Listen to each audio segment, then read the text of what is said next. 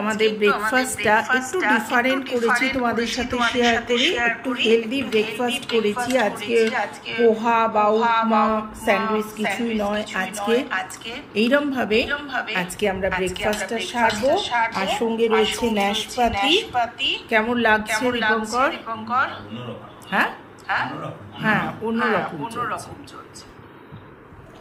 Good morning বন্ধুরা, শুভ সকাল। কাবেরী চলে এসেছে আর একটা নতুন চকচকে ব্লগ নিয়ে। সামনে দেখতেই পাচ্ছ আমি একটা জুসার কিনে এনেছি, সেইটাকে সেট করছি। নতুন তো ঠিক বুঝতে পারছিলাম না, দীপঙ্কর শিখিয়ে দিল। তারপর সেইটা ইউজ করে ওটাকে ধুয়ে তারপর লাগাচ্ছি। আগের যেটা ছিল সেটাকে রিজেক্ট করলাম, কারণ প্লাস্টিকের তো মাঝে মাঝে এগুলোকে ফেলে দিতে হয়। এর সাথে আবার একটা কি সুন্দর দিয়েছে জার মতো, ওপরে জালি জালি দেওয়া, ওপরে সব রয়ে যাবে, তলায় রসটা পড়ে যাবে। তো বন্ধুরা, তোমরা কেমন আছো একটু জানিও। আমি মোটামুটি ভালোই আছি, তোমরাও নিশ্চয়ই ভালো আছো। আর সেই ফাঁকে আমি ফলগুলো যেগুলো ধুয়ে রেখেছিলাম কালকে, ফলগুলো তুলে নিচ্ছি।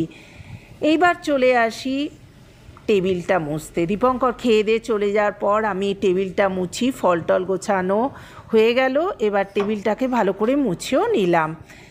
জায়গার জিনিস জায়গায় রাখি, না হলে দেখতে ভালো লাগে না।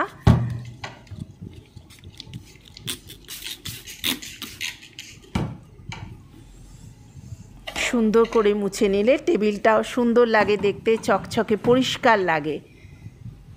এই সব টুকটাক হাতের কাজ তো লেগেই থাকে বন্ধুরা। শুভ সকাল আবার বলছি। এই একটু ফ্যানের তলায় এসে বসেছি দীপঙ্কর চলে যাওয়ার পর। এটাই আমার রেস্টের সময়। ভাবলাম আরে ব্লাউজটা তো কদিন ধরে পরে আছে, খুব টাইট হচ্ছে, তাই মন দিয়ে দেখছি যে ওটা সাইডগুলো একটু খোলা যায় কি না।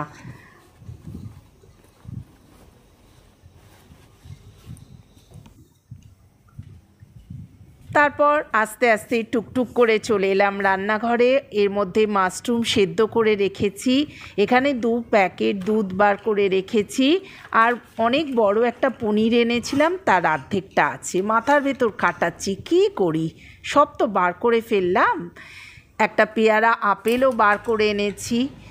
তারপর মনে মনে ভাবলাম যে আজকে তো কি করব দেখি, পরের কথা, আগে তো আমি দুধটা জাল দিয়ে দিই।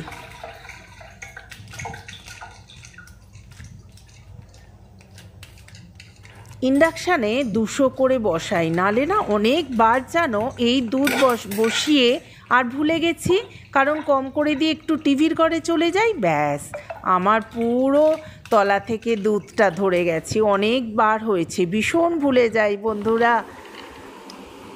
দুধটা বসিয়ে কম করে দিই ইন্ডাকশান। এর ফাঁকে চলে এলাম একটু বসে পাখার তলায় নেল পালিশ পরছি। আসলে যে নেল পালিশটা পরেছিলাম কালারটা ভীষণ ক্যাট ক্যাট করছে, তাই ওর ওপর একটা হালকা কালার নেল পালিশ এনে বুলিয়ে দিলাম।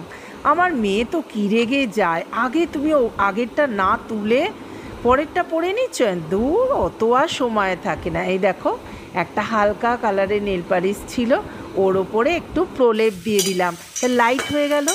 চলে এলাম আবার রান্নাঘরে। এই যে মাশরুম রাইস করব ভাবলাম, মাশরুম পেঁয়াজ সব কিছু দিয়ে, তেজপাতা আর কড়াইশুঁটি সব দিয়ে আমি একটু মাশরুম রাইস বানাবো। এই দেখো রাইসটাও ঝরঝরে করে রেখেছি, একটু শক্ত শক্ত করে রাখি, এর সাথে মিশিয়ে নিলাম। এক শটেই হয়ে যায়, খুব ভালো লাগে গো খেতে। তোমরা প্লিজ একদিন বানিও। হ্যাঁ, মাশরুম রাইসটা চট জলদি রান্না, 5 মিনিট, যেমন ম্যাগি হয় সেমনি চট জলদি রান্না, খেতে দারুণ লাগে সত্যি। এর সাথে আর কিছু না খেলেও চলবে। এটা ছোট বড় সবার পক্ষেই খুবই উপকারী আর খুব হেলদি খাবার কিন্তু এটা। আমি এতে একটু সাদা তেল আর ঘি মিশিয়েই করি। এর মধ্যে আমি ওই পনিরটাকে মাথা খাটিয়ে কি করব, একদম ছানার মতো মেখে নিলাম। নুন, একটু চিনি, একটু গরম মশলা গুঁড়ো আর একটু লঙ্কা গুঁড়ো দিয়ে ভালো করে সুন্দর করে মেখে নিলাম। হয়ে গেল আমার এদিকে মাশরুম রাইস। ওপরে ভালো করে ঘি দিচ্ছি, ঘিয়ের হাতটা আমার বেশ ভালোই আছে। আর ওপরে একটু গরম মশলা গুঁড়ো দিয়ে দিলাম। বন্ধুরা, কথা বলতে বলতে না একটু ভুল ভালো হয়ে যায়, তোমরা কিছু মনে করো না। এটা গরম মশলার গুঁড়ো দিয়ে নাড়াচাড়া করে গ্যাসটা অফ করে দিলাম। খুব ইজি। তোমরা একটু রসুন কুচো দিতে পারো এর সাথে, ভীষণ ভালো লাগবে। গরম গরম মাশরুম রাইস রেডি। এইবার ওইটাকে ভালো করে না মেখে রেখেছিলাম একদম প্লেন করেই। দেখো, হাতে গোল গোল করে বড় বড় করে পাকিয়ে নিচ্ছি। অনেকটা পনির ছিল গো।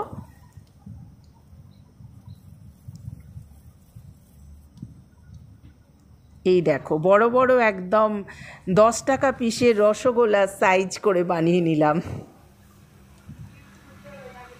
গুনে নিচ্ছি কটা হলো।